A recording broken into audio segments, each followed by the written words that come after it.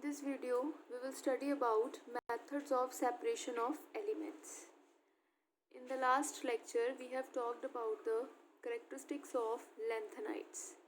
So, first point here comes is कि lanthanide elements, because of their small difference in size, they have similar physical and chemical properties. So, in a mixture, if we have a number of lanthanide elements, it is very difficult to separate them because of the similar chemical and physical properties. So there are few methods with the help of which we can separate these lanthanide elements from the mixture. So first method is repeated fractional crystallization method. During fractional crystallization, less soluble salt will be obtained first and most soluble salt will be obtained at last. In this process, solubility is the main criteria.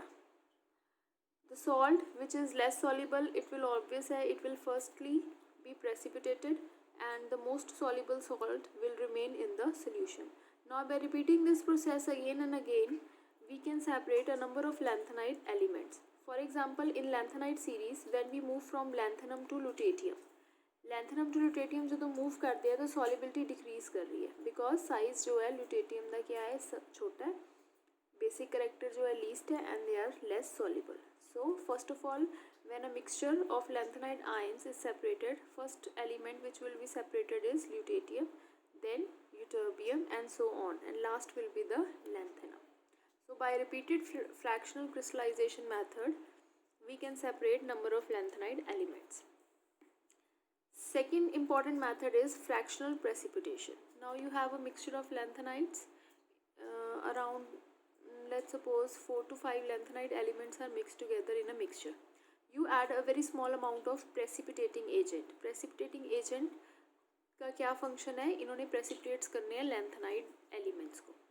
सो जब आपने precipitating agent mixture में डाल दिया तो वो element जिसकी सबसे कम solubility होगी वो सबसे पहले प्रेसिपिटेट हो जाएगा, फिर उसके बाद सेकंड जिसकी उससे कम सॉलिबिलिटी होगी, फिर उससे थोड़ी ज़्यादा वाली, उससे ज़्यादा वाली.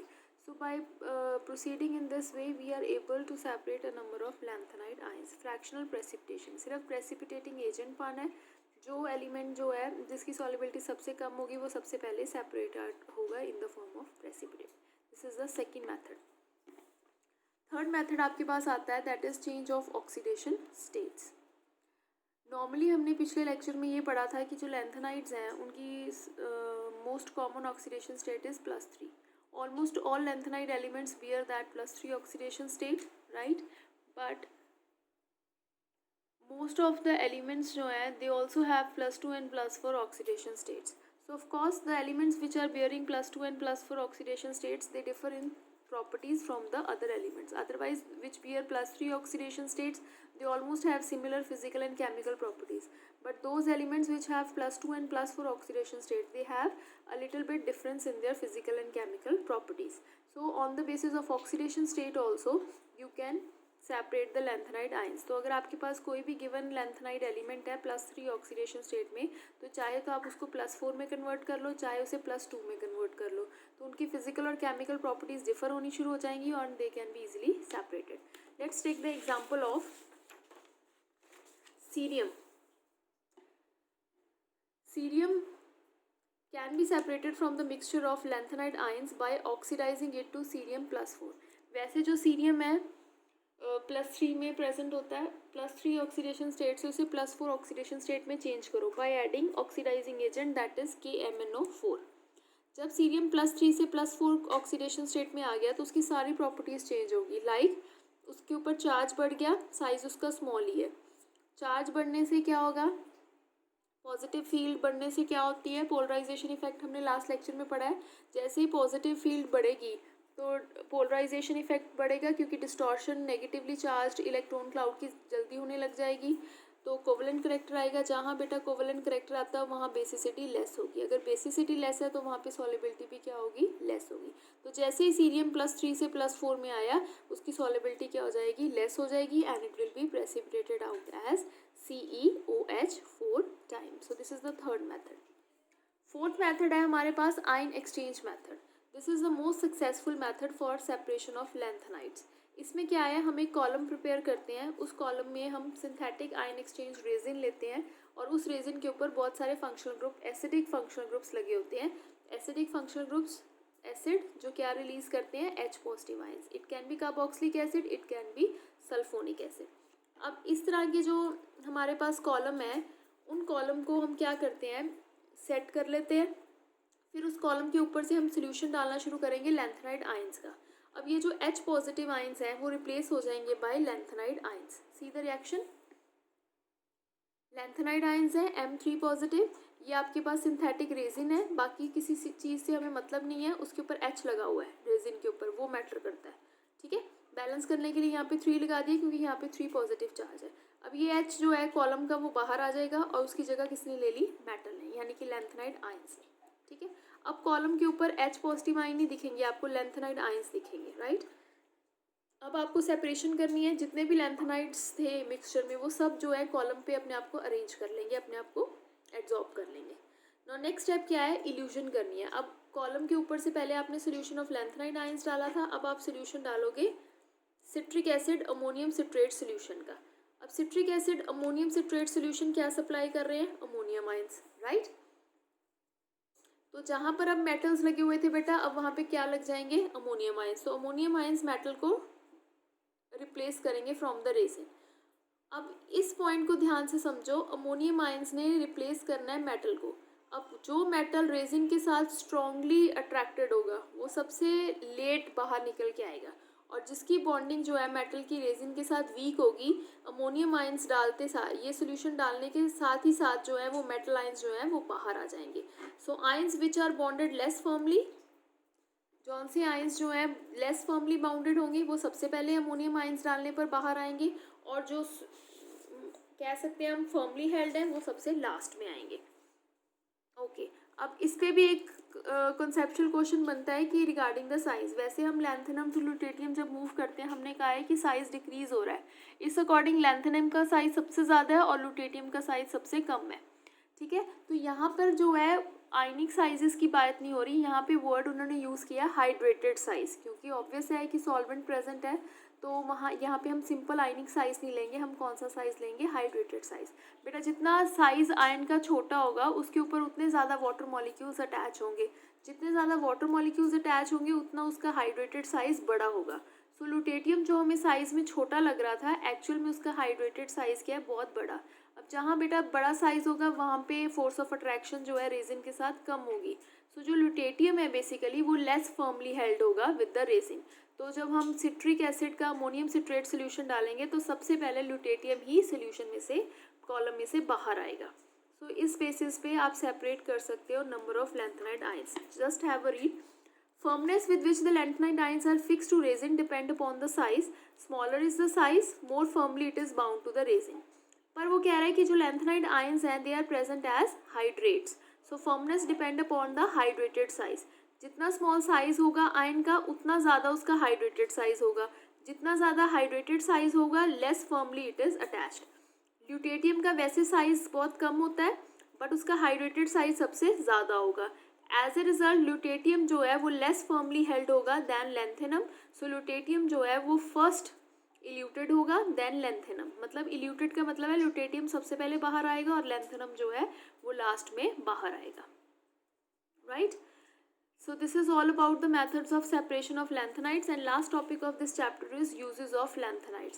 आप lanthanides को use कर सकते हो jet engine parts बनाने में, you can use in dyeing the cotton, it is also used as catalyst, it is also used in flashlight powders, it is also used to produce very low temperature. So this is some of the uses of lanthanides.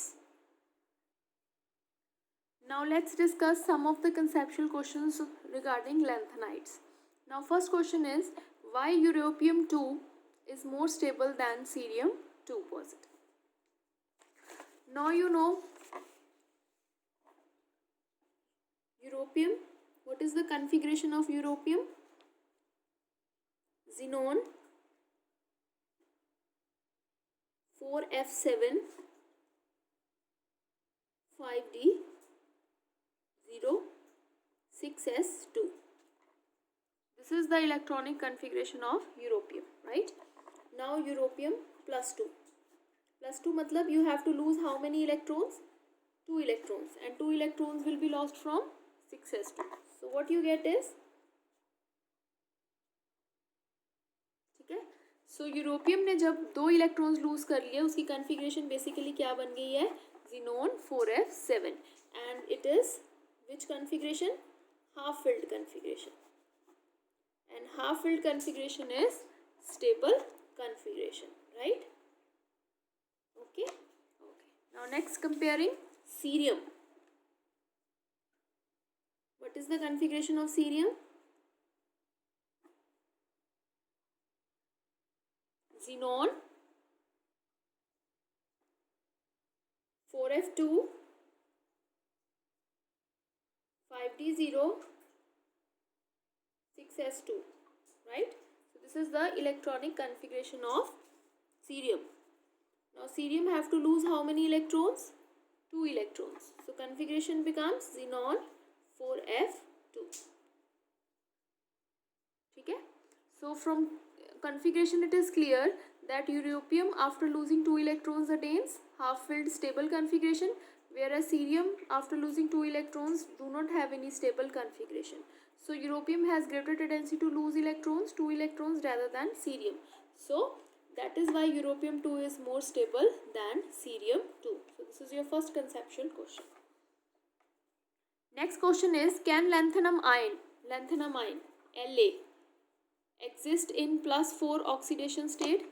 क्या La +4 possible है या नहीं है? Again from electronic configuration, lanthanum की electronic configuration क्या है? xenon 4f0 5d1 6s2, right? So electronic configuration of lanthanum is xenon 4f0 5d1 6s2. How many electrons it can lose at a maximum of? Outer valence shell में कितने electrons हैं? 2 s में है और 1 d में है, तो 3 कर सकता है लूज। 4 क्यों नहीं कर सकता? क्योंकि 4th इलेक्ट्रॉन किसके बीच में से जाएगा? xenon कौन सी है? नोबल गैस कन्फिग्रेशन है, तो ये तो इलेक्ट्रॉन लूज करने से रहा। तो ये कितने मैक्सिमम कितने इलेक्ट्रॉन लूज कर सकते हैं? ओनली 3। तो +3 चार्ज इसके ऊपर आ सकता है, +4 चार्ज नहीं आ सकता। This is the question, can lanthanum have +4 oxidation state? Your answer is no, because +4 oxidation state के लिए उसको 4 इलेक्ट्रॉन्स लूज करने पड़ेंगे। 3 तो वो इजीली लूज कर सकता है, चौथा उसको किस में से लूज करना पड़ेगा? नोबल गैस कन्फिग्रेशन में से। दैट इज नॉट पॉसिबल क्योंकि ये फुली फिल्ड कन्फिग्रेशन है, इसलिए lanthanum +4 is not possible. Next question है कि chemistry of all lanthanide is identical. Now जितने भी लेक्चर्स हमने इस चैप्टर के अटेंड किए हैं उसमें आपने ये पढ़ा होगा कि लैंथेनाइड्स की जो आउटर मोस्ट इलेक्ट्रॉनिक कन्फिग्रेशन है उसमें इलेक्ट्रॉन्स ऐड तो f ऑर्बिटल्स में हो रहे हैं, बट जो आपकी f ऑर्बिटल है वो एक्सपोज नहीं है टू द सराउंडिंग। ये हमने टॉपिक काफ़ी बार रिपीट कर लिया है कि जो 4f ऑर्बिटल्स हैं they lie deep inside and they are surrounded by 5d and 6s orbitals.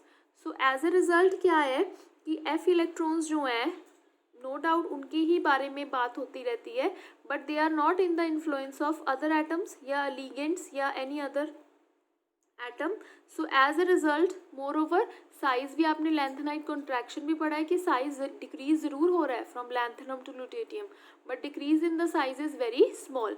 तो कुल मिला के हम ये कह सकते हैं कि and third point of cause कि इन सब की कॉमन ऑक्सीडेशन स्टेट क्या है? +3। तो ये सारे पॉइंट्स हमें ये बताते हैं कि ऑलमोस्ट लैंथेनाइड जितने भी लैंथेनाइड्स प्रेजेंट हैं उन सब की फिजिकल और केमिकल प्रॉपर्टीज़ क्या है?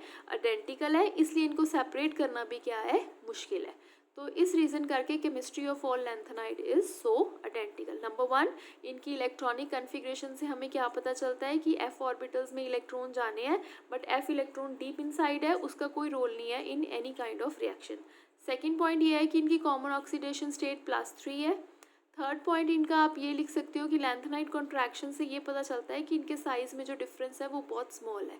सो ये सारे रीजंस रिस्पॉन्सिबल है इनकी आइडेंटिकल फिजिकल और केमिकल प्रॉपर्टीज़ में। नेक्स्ट क्वेश्चन आपके पास आएगा, which element is paramagnetic, which element is coloured, which element possesses which oxidation state. Like paramagnetic के लिए आपको अगर जाना है पैरामैग्नेटिक के लिए तो आपको पहले उसकी कन्फिग्रेशन लिखनी पड़ेगी बेटा। फिर उसके जितने भी ऑक्सीडेशन स्टेट है उतने इलेक्ट्रॉन्स आपको लूज़ करवाने पड़ेंगे और फिर उसका आपको चेक करना पड़ेगा कि किस में पेयर्ड इलेक्ट्रॉन्स और किस में अनपेयर्ड। जिनमें बेटा अनपेयर्ड इलेक्ट्रॉन्स होंगे वो पैरामैग्नेटिक होंगे और जिनमें पेयर्ड इलेक्ट्रॉन्स होंगे वो होंगे आपके डायामैग्नेटिक। एंड कलर किसका आएगा, कलर उसी का आएगा जिसमें अनपेयर्ड इलेक्ट्रॉन्स होंगे। ठीक है, नेक्स्ट क्वेश्चन आपके पास आता है विच इज़ मोर बेसिक। जैसे मैंने आपको इस लास्ट लेक्चर में बताया था कि lanthanum hydroxide is more basic as compared to lutetium hydroxide.